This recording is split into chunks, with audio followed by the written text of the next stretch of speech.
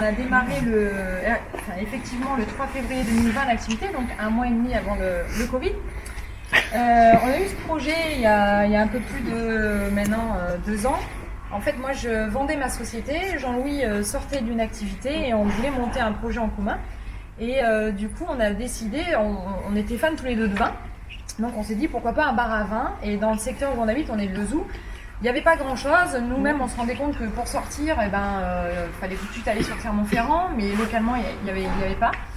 Et puis bon, les contraintes d'un bar à vin, les horaires et autres, et un jour on est monté à Besse et on a vu en fait un camion ambulant sur le côté, et il me dit tiens pourquoi pas un bar à vin mais itinérant. J'ai dit oui super idée, mais alors est-ce que ça existe? Et en fait on est allé sur internet et on a trouvé, et ça s'appelait des wine trucks. Il y en avait sur Narbonne, il y en avait à Angers, il y en avait dans différentes villes, et sauf qu'en Auvergne il n'y en avait pas.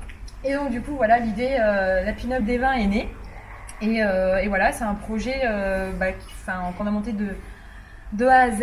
Et pour la petite histoire, donc la caravane, on l'a trouvée, on l'a fait faire par les roulottes françaises à Saint-Malo.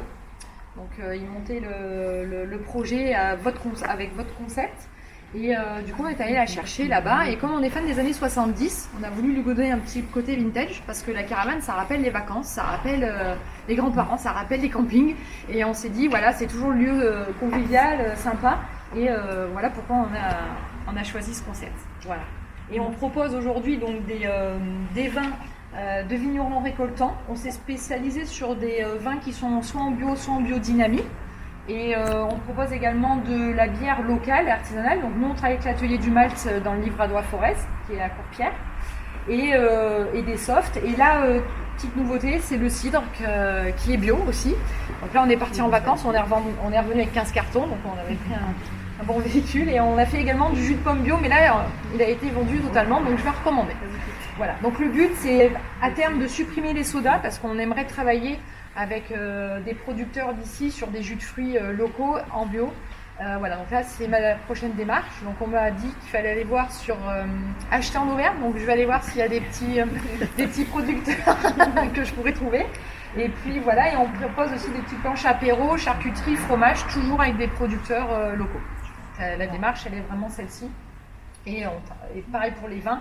Ça serait d'avoir pas mal de vins aussi de la région, parce que le vin c'est bien développé aussi en Auvergne, la vinification se fait de mieux en mieux et on arrive à avoir des vins sympas, et nous on veut absolument que les gens boivent du vin d'Auvergne.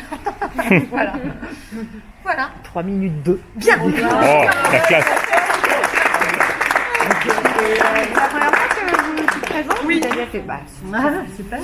Et est-ce que tu pourrais en fait, comment est-ce que, vous allez où, vous faites quoi en fait, comment vous vous déplacez, ou vous allez de village en village, comment vous choisissez vos tournées? Alors les tournées, en fait on a privilégié au début les marchés, parce que c'était une bonne façon de nous faire connaître.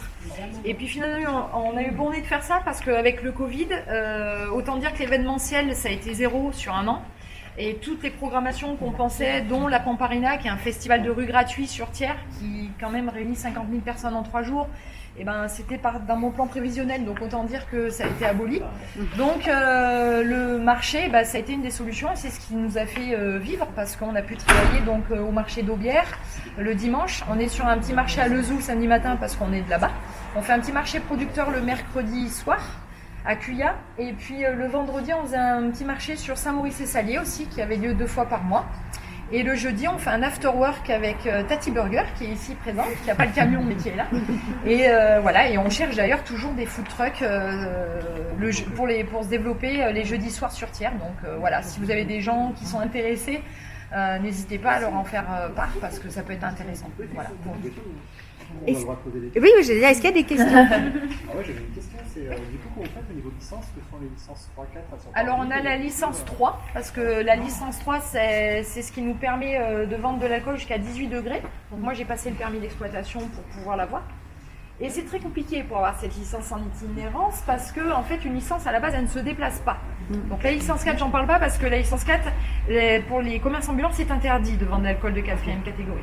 Donc du coup, voilà, alors il a fallu faire des demandes aux préfectures et autres, et là ça a été un peu la bataille. Parce que j'étais un peu face à Goliath devant moi, et c'était difficile. Mais j'ai réussi. Voilà. Mais pas simple, parce que c'est quelque chose qui est nouveau, que les gens ne connaissent pas. Les administrations, je n'en parle pas, c'est vraiment... Ça rentre pas dans la case. Ça rentre- Ouais. Mais j'avoue que ça, c'est la partie... voilà, je pense que tous ceux qui sont mis en itinérance, ils savent que c'est pas si simple. Et voilà, faut pas se dire que c'est facile. Une question qui suit, donc vous faites bar, mais vous faites aussi, vous vendez le vin, les bouteilles. Exactement, on fait à la fois bar à vin, mais on fait caviste. Donc on a plus de 50 références de vin. Donc j'ai pas tout, parce que je peux pas tout emmener. Donc cette année, j'ai décidé de privilégier des dégustations par mois. Ça me permet de faire connaître différentes choses. Mais on a aussi des crus Bourgogne, Bordeaux ou Rhône, comme des Châteauneuf-du-Pape. Et ça, c'est plus difficile à proposer à la dégustation. Mais par contre, je peux proposer en tant que caviste. Voilà. Et on peut être privatisé pour des événements privés, mais à la fois aussi publics. Par exemple, on a fait le lancement de la Monster de chez Ducati. Donc on avait été privatisé pour cet événement.